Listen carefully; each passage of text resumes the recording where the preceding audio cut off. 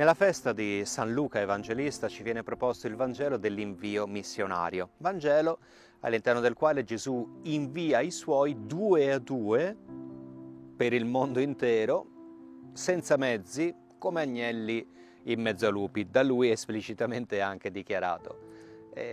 Penso che sia un punto di partenza oggi ineludibile, irrinunciabile.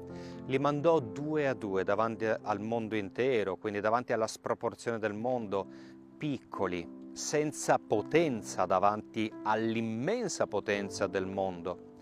Li mandò come agnelli in mezzo a lupi, senza un bastone, senza un vestito di ricambio, senza soldi, cioè senza strumenti.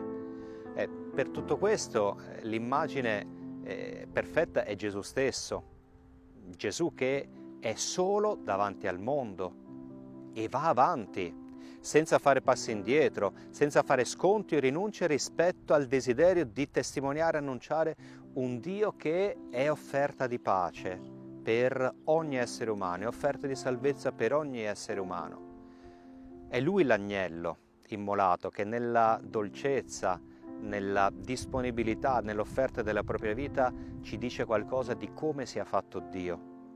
Ecco, è finito il tempo di un cristianesimo che si elegge, autoelegge giudice morale dell'umanità, giudice morale della storia.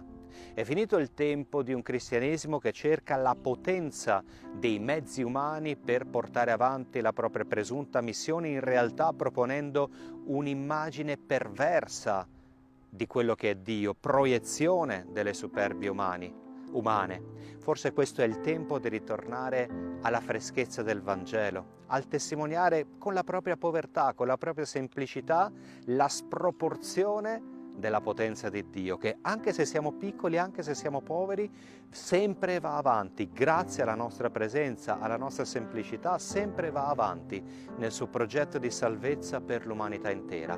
Allora oggi proviamo a fidarci più di Dio che delle nostre risorse, proviamo a crescere un pochino come agnelli, un po' meno come lupi, a fare meno affidamento alle nostre risorse e più affidamento alla potenza dell'amore di Dio e alla potenza del Vangelo.